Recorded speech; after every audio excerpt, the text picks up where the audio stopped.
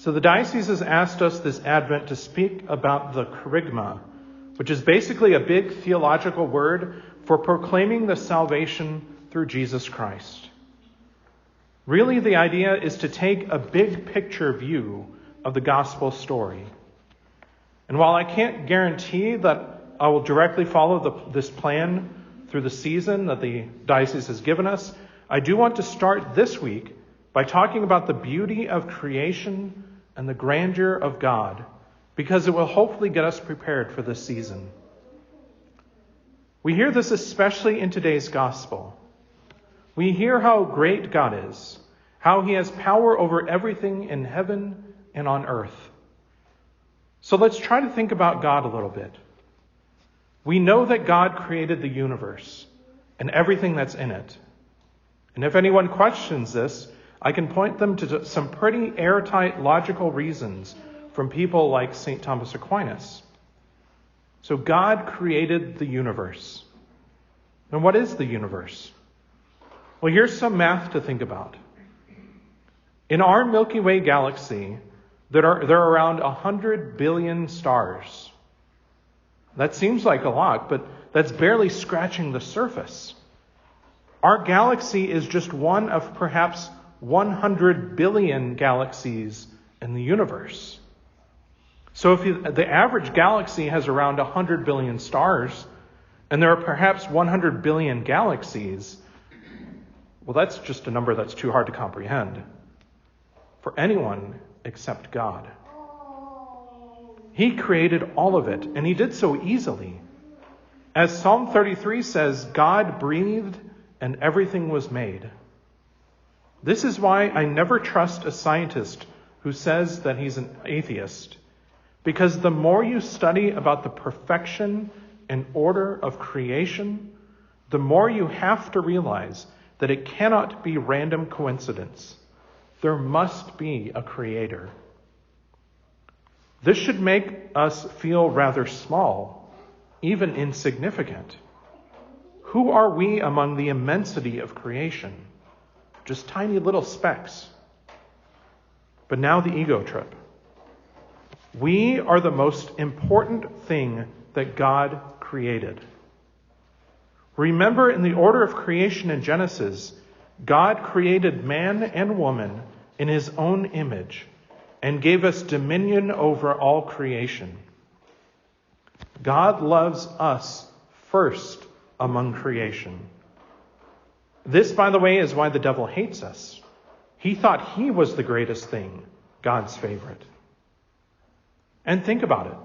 Despite the infinity of the universe, God knows every intimate detail about you.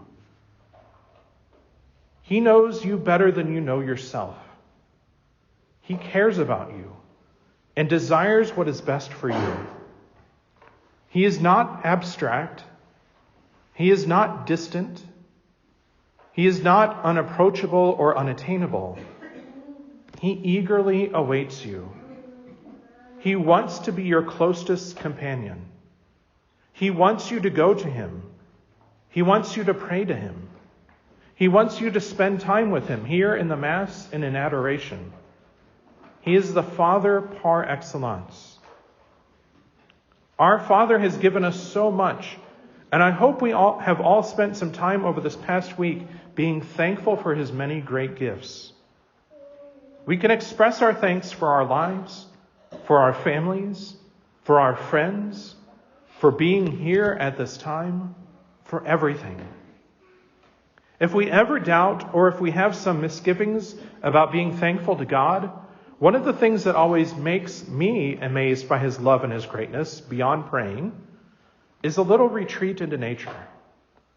This can be something as simple as just a walk outside. Or it can be a trip to a park or some natural location, maybe Yellowstone Park. I always love watching nature documentaries also, even on mute, just to take in the immense beauty of our world. The beauty always points to God and his infinite goodness for creating such a world for us, and the fact that he knows every little detail of nature. We also know the love of God and can experience it when we remember that he sent his own Son. Jesus came as a human. God became a human for the purpose of our salvation. God loves us so much that he sent his only begotten Son, born of a woman in the immensity of time, to be our salvation. He gave us the Mass, yes, as a way to worship him, but also as a way for him to come to you intimately in the Word and in the form of the Eucharist, where he is truly present and not just a symbol. I know that this has been a rough year in so many ways, and I won't even begin to recall everything that has happened. But despite the difficulties, stresses, darkness, evil, sin, God has never left us.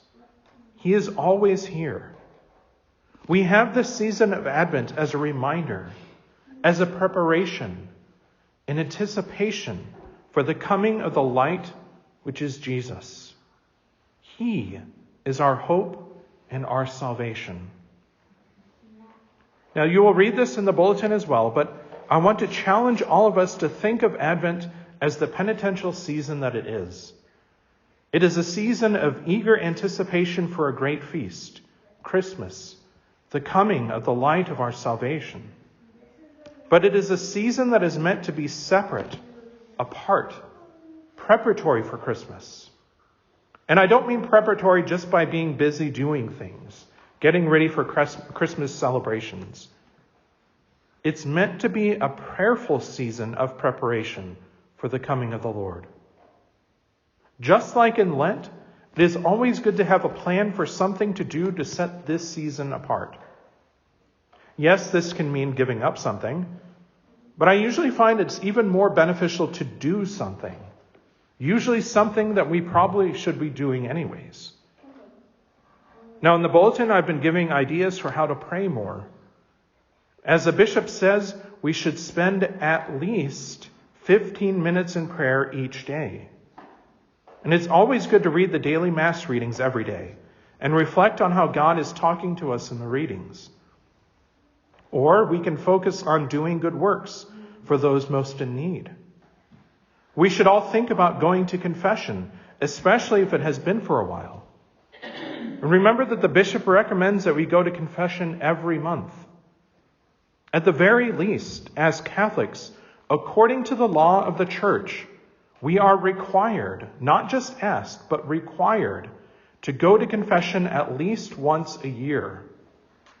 To this end, I am adding an hour of confession and adoration following the Tuesday evening Mass in Argyle every week. So please come. And if you don't go to confession, at least spend some time in prayer in the presence of God. And if that time doesn't work for you for confessions, please see the bulletin. There's an insert with the confession times for the surrounding parishes. Now is the perfect time to get right with God, to dispel the darkness of sin, and accept the light of God into our hearts.